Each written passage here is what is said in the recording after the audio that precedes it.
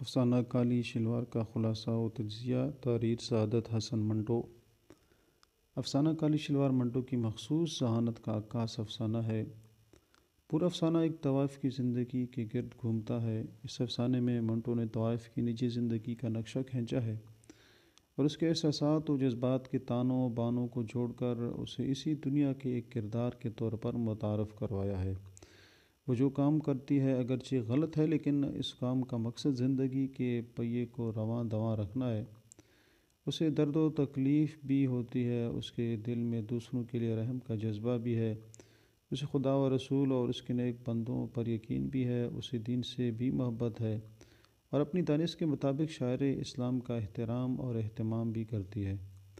دھندا بند ہونے سے زندگی اگرچہ انتہائی مشکل سے بسر ہوتی ہے، لیکن وہ بھیک نہیں مانگتی۔ ہم محرم کے لیے کالی شلوار سلوانا یعنی سعادت سمجھتی ہے۔ اسی کی خاطر وہ منت بھی کرتی ہے، بھیک بھی مانگتی ہے، بلکہ سب کچھ لٹانے کو تیار ہو جاتی ہے۔ افسانے کے بارے میں مزید جاننے سے پہلے آپ کی خدمت میں گزارش ہے کہ چینل بانگ اردو کو ضرور سبسکرائب کریں اور اپنی قیمتی آراء سے ضرور نوازیں۔ سلطانہ نامی طوائف امبالہ چھاؤنی میں رہتی تھی۔ راولپنڈی کا رہنے والا خدا بخش جو پیشے سے فوٹوگرافر تھا، وہ بھی اس کے ساتھ آ کر رہنے لگا۔ خدا بخش کے آنے سے سلطانہ کا کاروبار بھی چل نکلا اور کچھ انگریز اس کے پاس آنے جانے لگے۔ امبالہ میں سلطانہ مالی لحاظ سے کافی خوشحال تھی۔ وہاں رہتے ہوئے اس نے باقی آرائش و آسائش کے سامان کے ساتھ ساتھ اپنے لیے کچھ زیورات بھی بنا لیے تھے۔ سلطانہ اپنے اس کام میں خدا بخش کی بہت زیادہ معتقد تھی کہ اصل میں خدا بخش ہی کی وجہ سے اس کے گاہک زیادہ ہوئے تھے۔ جانے خدا بخش کے ذہن میں کیا سودا سمایا کہ اس نے امبالہ سے دلی جانے کی ضد باندھ لی۔ سلطانہ بھی مجبوراً اس کے ساتھ چلی آئی۔ کچھ تو بڑے شہر کے بڑے سودے اور کچھ خدا بخش کے ساتھ نے اس کی ڈھارس بندھائی۔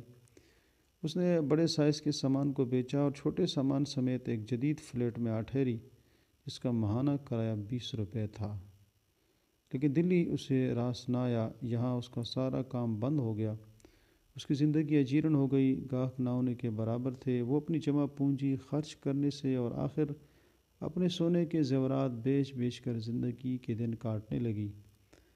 اس نے خدا بخش سے بار بار واپس امبالہ جانے کو کہا، لیکن وہ نہ مانا۔ خدا بخش دراصل ایک فقیر کی خدمت میں مصروف تھا اور روز اس فقیر سے اپنے کاروبار کی کامیابی کی دعا حاصل کرنے کی تمنا میں صبح سے شام کرتا رہتا۔ یوں اس کے پاس بھی کچھ پیسے نہ تھے۔